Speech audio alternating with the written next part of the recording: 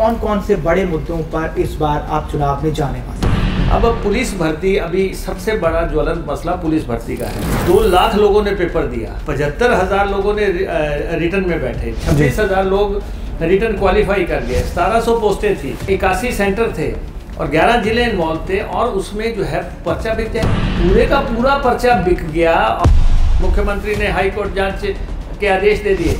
मुख्यमंत्री को समय रहते थे देने चाहिए थे। आपके एक बार प्रेस कॉन्फ्रेंस करने से ही सीबीआई को जांच दे दी जाती है, तो क्या कांग्रेस में ऐसी लीडरशिप की कमी है? हमें इस बात की चिंता नहीं है कि हमें क्या नेतृत्व मिलेगा। कांग्रेस में कोई एकजुटता की कोई चुनौती तो नहीं है? जैसे पंजाब में जो हुआ उसको एकजुटता की कमी के रूप में देखा जा रहा है। क्योंकि जब दुनिया बदलने पे आती है ना, फिर वो लीडरशिप नहीं देखती। कहते हैं देने पे आती है तो ढेरों देती है, उधेड़ने पे आती है तो चमड़ी भी उधेड़ लेती है। पंजाब में बदलाव हुआ, जिसको बदलाव का नारा दिया गया, क्या वो हिमाचल में आपको चुनौती दे रहा है झाड़ू के रूप में? बदलाव निश्चित है, हिमाचल प्रदेश में पहले भी होता आया है, लेकिन इस दफा तो निश्चित है क्योंकि नॉन परफॉर्मिंग गवर्नमेंट है ये। शिक्षा, हेल्थ, बिजली, पानी, ये कितने बड़े मुद्दे हैं हिमाचल के लिए। और राहुल गांधी भी राजस्थान का एग्जाम्पल दे रहे थे कि वहाँ हेल्थ का मॉडल है, नए मॉडल की ज़रूरत नहीं है। तो क्या एक पार्टी ने आकर ये मुद्दे ज्वलंत कर दिए? नहीं, देखिए हिमाचल प्रदेश थोड़ा डिफरेंट है। हिमाचल बनाया किसने? हिमाचल कांग्रेस ने बनाया, डॉक्टर YS परमार ने बनाया, उसको आगे वीरभद्र सिंह जी ने चलाया। लेकिन हिमाचल प्रदेश का जो पहाड़ों का मॉडल है वो बेस्ट मॉडल है। क्या मुकेश अग्निहोत्री मुख्यमंत्री पद के दावेदार? इसके बारे में ज़्यादा सोचना नहीं चाहिए कि आप पंजाब का ही एग्जाम्पल ले लें। अमरिंदर सिंह जी चुनाव हार गए, मुख्यमंत्री थे, सिद्धू जी चुनाव हार गए। उसके बाद चन्नी जी 2 जगह से लड़े थे, वहाँ चुनाव हार गए। फिर उसके बाद बादल जी चुनाव हार गए, दूसरे बादल चुनाव हार गए। उधर जो है उत्तराखंड में रावत जी चुनाव हार गए, धामी जी चुनाव हार गए, उधर ममता जी चुनाव हार गई थी। तो इसलिए यहाँ पे धूमल साहब के साथ हो गया था। ख्वाब देखने से ज़्यादा अपने काम पे फोकस करना जरूरी है। नमस्कार, सत श्री अकाल। पंजाब केसरी ग्रुप के ज़रिए मैं श्रमित आपका स्वागत करता हूं। आज हम करेंगे हिमाचल की बात, हिमाचल के बड़े मुद्दों की बात, क्योंकि हिमाचल में भी 2022 के अंत में जो है कुछ ही महीनों बाद जो सत्ता की लड़ाई है वो बिल्कुल शिखर पर आ जाएगी। विधानसभा चुनाव है और इसी विषय पर बात करने के लिए नेता विपक्ष हमारे साथ मुकेश अग्निहोत्री साहब मौजूद हैं, उनसे हम बातचीत करेंगे। स्वागत है आपका। धन्यवाद। मुकेश जी, सबसे बड़ी बात यहाँ पे कि कौन कौन से बड़े मुद्दों पर इस बार आप चुनाव में जाने वाले हैं? देखिए, सबसे बड़ा मसला तो हिमाचल प्रदेश में बेरोज़गारों से जो धोखा हुआ है, जो जॉब स्कैम हुआ है जी। इस पैमाने का स्कैम मेरे ख्याल तो नॉर्थ इंडिया में नहीं हुआ होगा जी। ये अपने आप में अनर्थ कर दिया इस सरकार ने कि युवाओं के साथ जो धोखा हुआ है, ये नहीं है कि कोई एक भर्ती प्रभावित हुई हो जी। सरकारी भर्ती, सरकारी नौकरी जो है या तो सौदे से या सिफारिश से, सौदा या सिफारिश, 2 तरीके हैं। अदरवाइज़ हिमाचल प्रदेश में नौकरी की मेरिट का तो पूरा गला घोंट दिया गया है। अब पुलिस भर्ती, अभी सबसे बड़ा ज्वलंत मसला पुलिस भर्ती का है।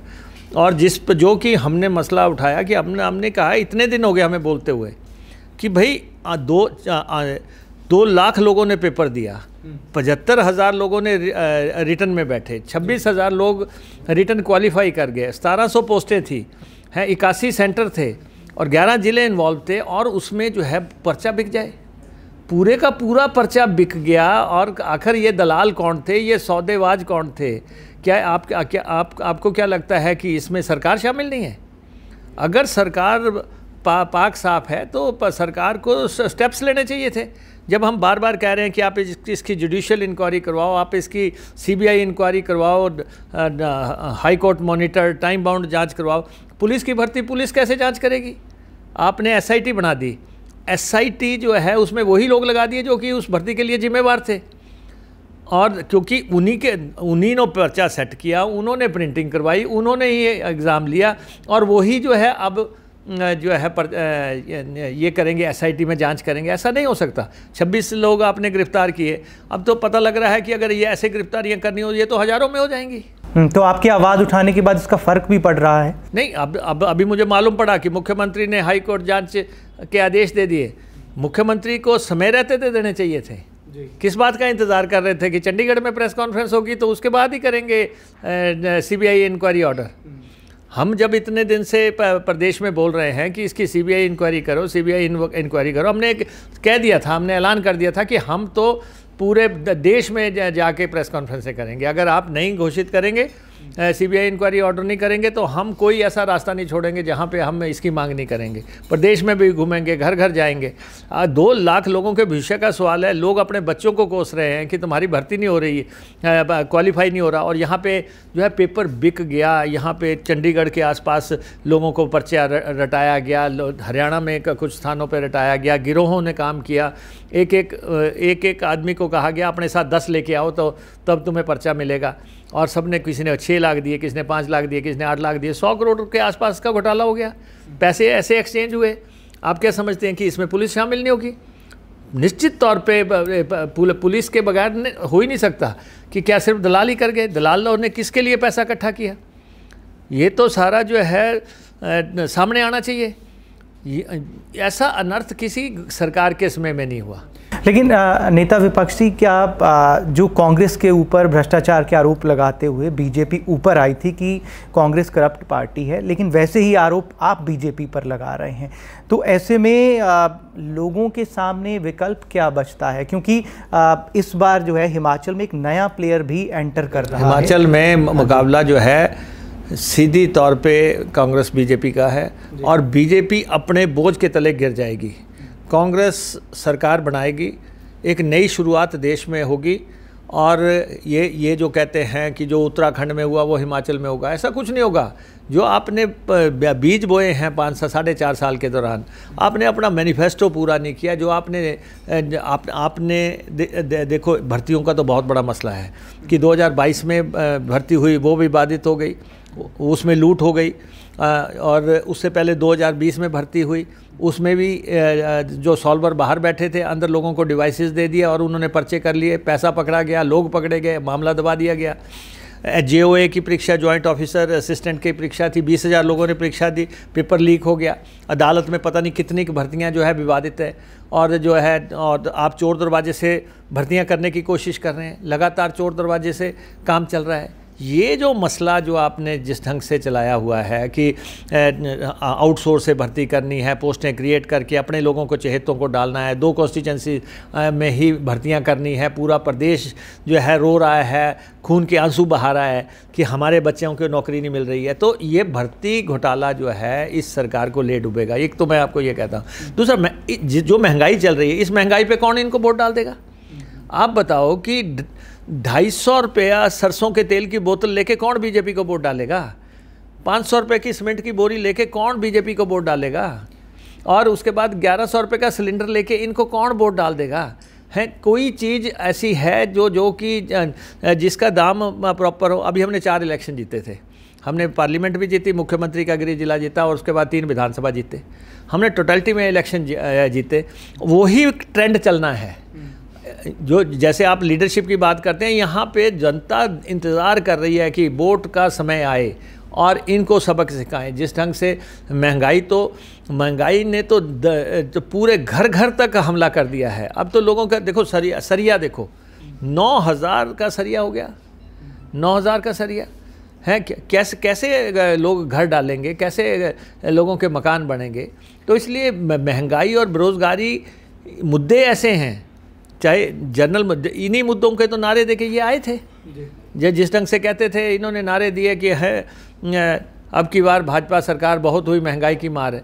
अब तो पेट्रोल का रेट, डीजल का रेट है, गैस का रेट, सब चीज़ें जो है रिकॉर्ड तोड़ गई हैं। अग्निहोत्री जी, आप कह रहे हैं कि जो बाई इलेक्शन हुए वो आपके कॉन्फिडेंस का आधार है कि कांग्रेस रिपीट करेगी, लेकिन बीजेपी भी रिपीट का दावा कर रही है कि डबल इंजन की सरकार है। और ये जो मुद्दे, डबल इंजन तो पहाड़ में हाँप गया।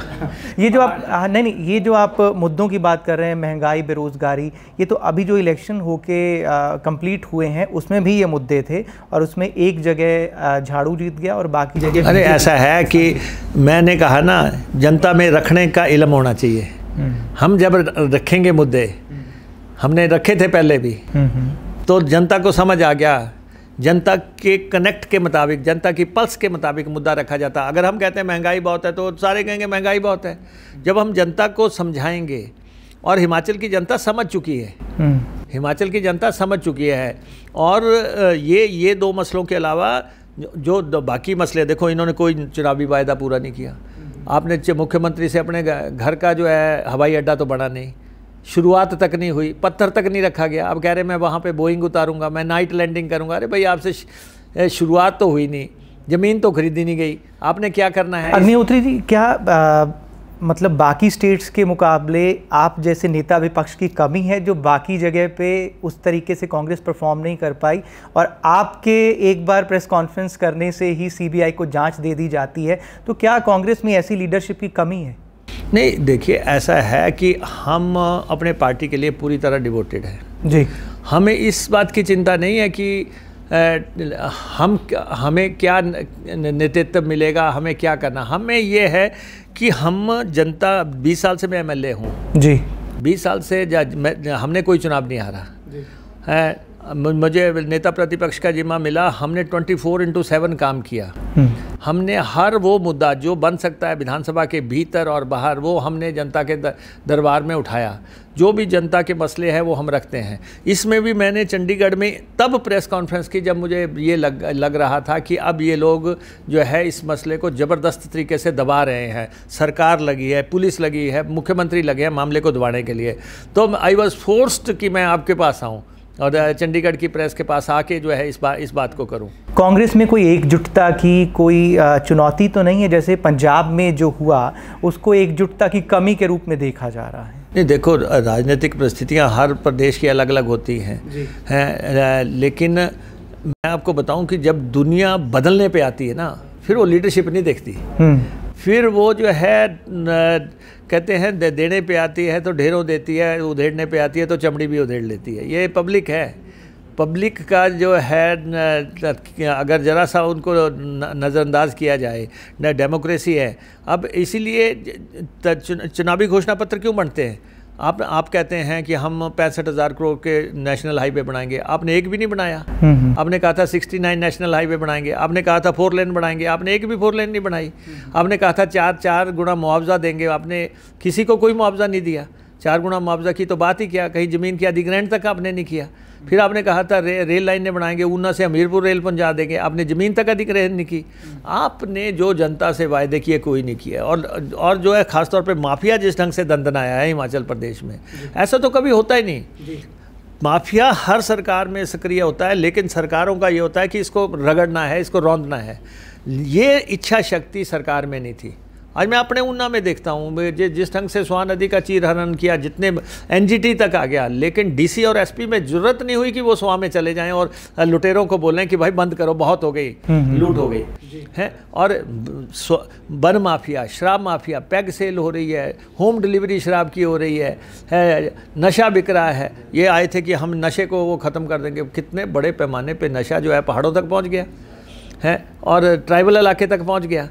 अग्निहोत्री जी, एक बात आपसे ये करना चाहेंगे कि आप कह रहे हैं, अभी आपने कहा कि पब्लिक जब एक बार वोट देने पे आती है, बदलने पे आती है, तो वो किसी की नहीं सुनती, वो जो ठान लेती है वो करके छोड़ती है। ऐसा ही कुछ पंजाब में हुआ, पब्लिक ने ठान लिया कि हमें एक तरफ जाना है तो गई।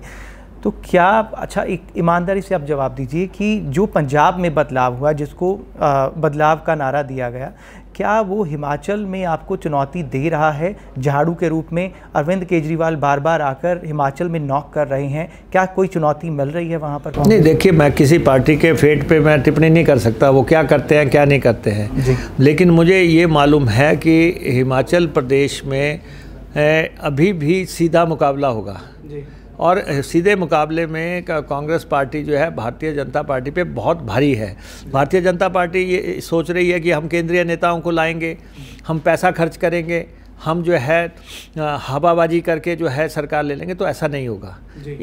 इनको बदलाव निश्चित है। हिमाचल प्रदेश में पहले भी होता आया है, लेकिन इस दफ़ा तो निश्चित है, क्योंकि नॉन परफॉर्मिंग गवर्नमेंट है ये।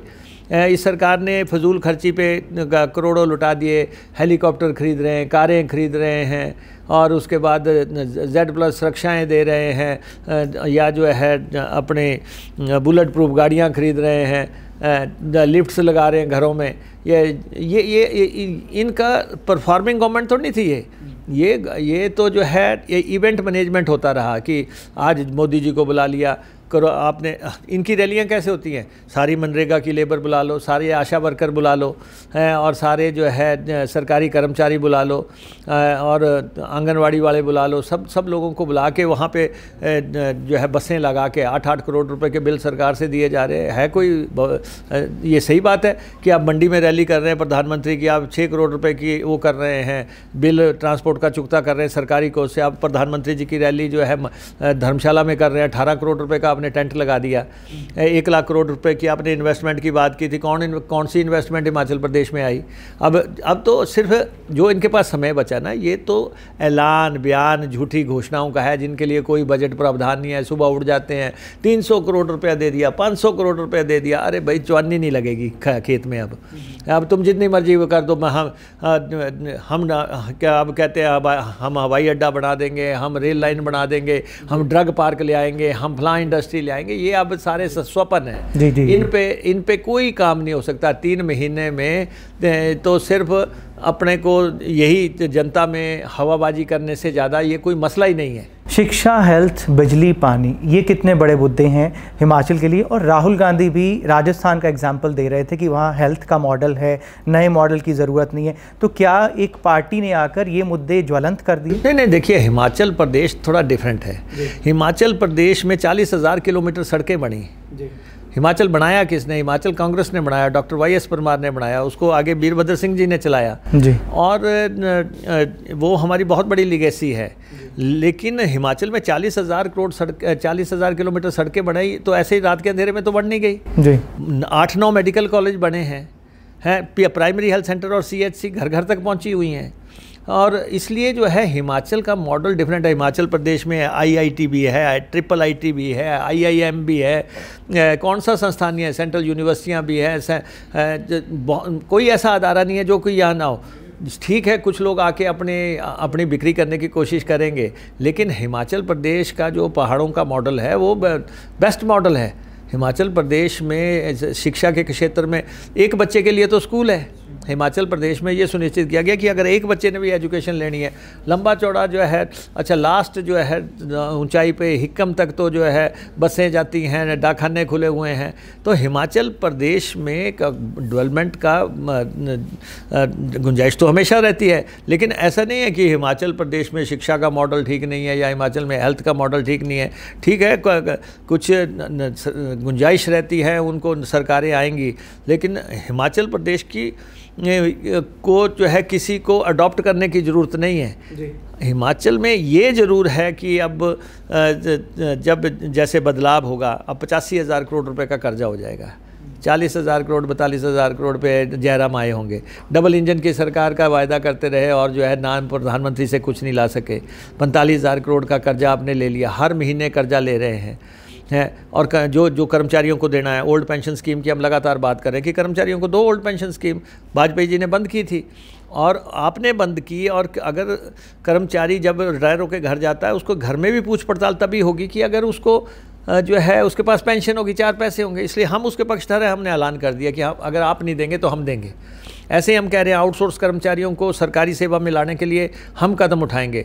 या करुणामूलक आधार पे जो लोग हैं जिनको नौकरियां मिलनी चाहिए थी, फादर की डेथ हो गई, मदर की डेथ हो गई, नौकरियां नहीं मिली, हम उनको देंगे। तो नीतिगत फैसले आपने लास्ट तक नहीं लिए और वो सारे अभी तक फंसे हुए हैं। सारे लोग मांग कर रहे हैं। अब लास्ट में आप घोषणा कर दें, जो पे कमीशन के अवार्ड आप ढंग से लागू नहीं कर पाए कर्मचारियों के लिए, तो कर्मचारियों को जिस ढंग से आपने विधानसभा के बाहर डंडे चलाए हैं, पानी चलाया उन पे, आपकी सरकार जब भी आती है कर्मचारियों के साथ आपके संबंध बिगड़ जाते हैं। जी। तो ये मसले जो है हिमाचल प्रदेश में भारतीय जनता पार्टी के खिलाफ बहुत बड़ा माहौल है।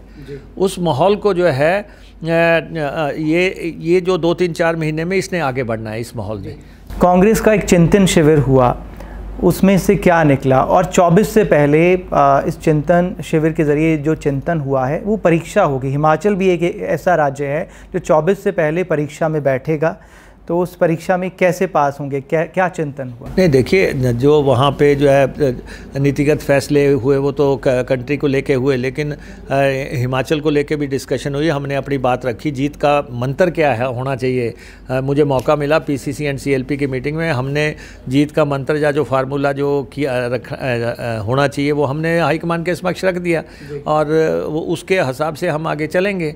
हमने राजनीतिक प्रस्तावना के कमेटी का मैं मेंबर था, उसमें भी मैंने अपनी बात रखी कि क्योंकि केंद्र का रास्ता राज्यों से होकर निकलेगा, राज्य स्ट्रांग होंगे तब केंद्र स्ट्रांग होगा। तो राज्य में सरकारें बनाने के लिए हिमाचल प्रदेश बीजेपी को सरकार जाएगी, उनकी एक सरकार जाएगी, हमारी तो नई शुरुआत होगी। तो हमने और ऐसा माहौल बना हुआ है विधानसभा के भीतर और बाहर, जो हमने मुद्दे उठाए हैं उससे पूरा वातावरण जो है प्रदेश में बना हुआ है। लोग बार बार कह रहे हैं कि चुनाव आए, हमने इस सरकार को सबक सिखाना है।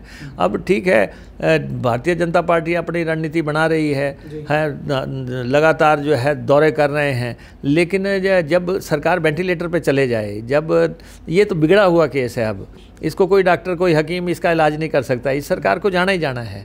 बाकी ठीक है, और प्लेयर्स भी आएंगे, वो अपना प्रयास करेंगे, वो करते रहेंगे। लेकिन मैं आपको ये बता देता हूँ, नवंबर में हिमाचल प्रदेश में कांग्रेस सरकार स्थापित हो जाएगी। क्या मुकेश अग्निहोत्री मुख्यमंत्री पद के दावेदार हैं? देखिए, मैं वैसे आपको ये बताऊं कि हमें जिस भी पोस्ट के पे काम दिया गया हमने उसका किया। आपने हमें विधायक दल का नेता बनाया, हमने उसको परफॉर्म किया। हमारा सबसे बड़ा काम है परफॉर्मेंस। मेरी परफॉर्मेंस की वजह से सरकार, मेरी पार्टी ने मुझे दोबारा जो है कहा कि आप विधायक दल के नेता बने रहेंगे। मैं अपने हाईकमान का आभारी हूँ, सोनिया जी का आभारी हूँ, राहुल जी का आभारी हूँ कि उन्होंने मुझे कहा कि आप जो है जिस फोर्स से लगे हैं, जिस तन्मयता से, लगन से आपने काम किया है, आप करें। बाकी मैं आपको बताऊं कि एमएलए बनना सबसे ज़रूरी होता है। किसी भी पोस्ट के लिए कोई एमएलए बनना ज़रूरी है। 35 आदमी आएंगे, 40 आदमी आएंगे, तब सरकार बनती है। दूसरा, आप इसके बारे में ज़्यादा सोचना नहीं चाहिए। ये जो है तो हाईकमान फैसला करता है, ऊपर वाला फैसला करता है। आप देखें कि अब पंजाब का ही एग्जांपल लेने हैं, अपना अमरिंदर सिंह जी चुनाव हार गए, मुख्यमंत्री थे। सिद्धू जी चुनाव हार गए। उसके बाद चन्नी जी 2 जगह से लड़े थे, वहाँ चुनाव हार गए। फिर उसके बाद बादल जी चुनाव हार गए, दूसरे बादल चुनाव हार गए।